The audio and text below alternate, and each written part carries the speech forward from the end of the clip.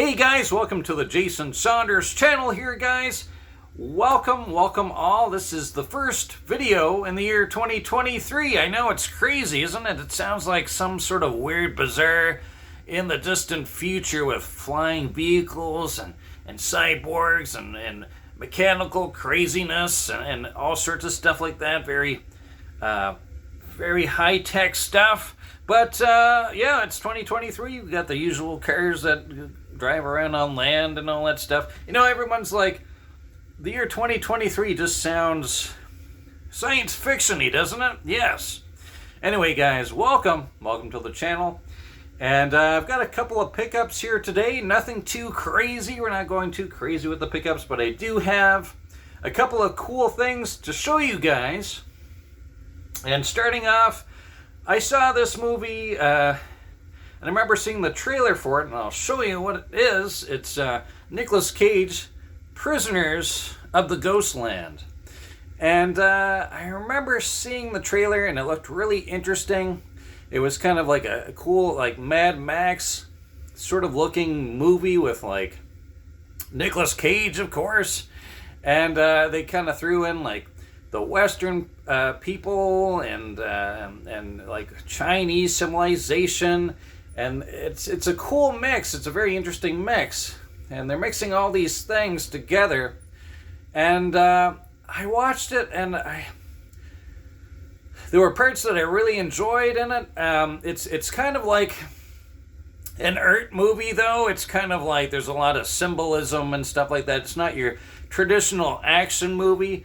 Nicolas Cage goes on a bank heist at the beginning of the movie, and that starts off pretty normal, and then it does like this crazy into the distant future. Well, not too distant, but then it's, yeah, everything looks like, how things are today, and then it kind of goes into this Mad Max civilization with everything's kind of decaying and all sorts of stuff, but then there's still like traditional buildings and vehicles and things like that too in there, and you've got the Western people, gun-tooting cowboys almost, and then you've got like the Asians and stuff in there, and they got their samurai swords and all sorts of stuff, and it's just an interesting mix.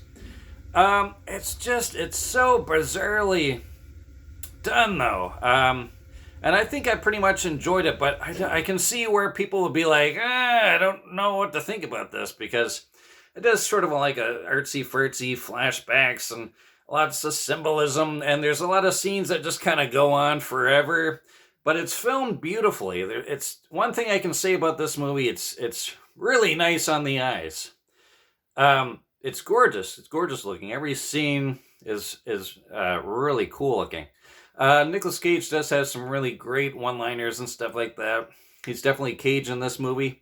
But, yeah, all I can say really is check this one out. It's not for everybody. I kind of dig the movie, though. Very different. But if you watch the movie with an open mind, you might enjoy it. But, again, you might hate it, too. Yeah, it's definitely not the norm, you know?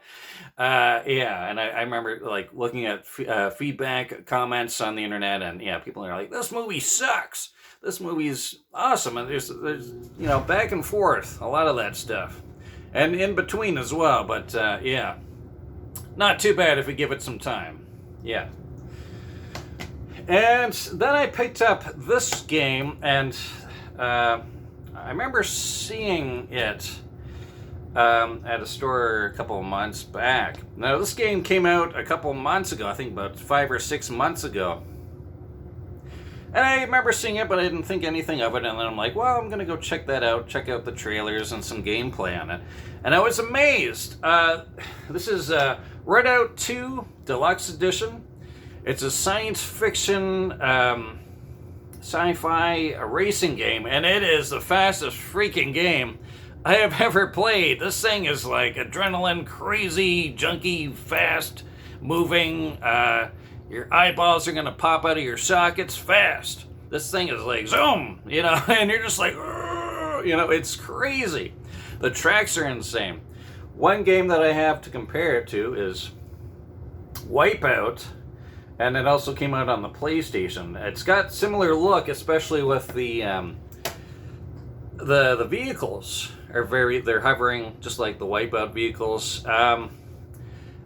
It's got the crazy techno bass music playing. It's really good, really nice. I haven't played the Redout, the original one, but I hear it's really good as well. Honestly, guys, check this one out. This is one of my favorite racing games. It's insane. It's like a combination of like F-Zero meets Wipeout, as best as I could explain it. But the levels are beautiful. There's like Neo Tokyo, and you're driving through that, and it's just a very beautiful. It's nice and bright. A lot of the levels are nice and bright. The tracks are just beautiful, and you're going through crazy ramps, and you're flying. All of a sudden, the track is unfinished. You're flying in the air, and you're just like, where the hell is the other end of the track? This is crazy, and you're in midair, and you got to use boosts to make it to the other end of this track. You got to find the other half of the track. Where the heck is it? I don't know. And then you got to land the thing. But there's a learning curve. It takes quite a while. There's like thrusters. There's two types of different thrusts. There's the crazy boost thrust, and then there's like the normal thrust that you have to hold on. But your ship can overheat, so you're and you can crash a lot easier too because you're vulnerable. So there's that sort of thing. You can blast through the tracks, but you really have to memorize the tracks, and it is fast, crazy turns. It's an insane game. It's really, really good. I am impressed. I've never heard of this one. I'm sure a lot of you people are probably in the same boat. I don't remember seeing trailers for it when it came out. Nobody's really talking about it, but it's awesome. Okay, guys, thank you for watching. Tune in for more on the channel. This game rocks.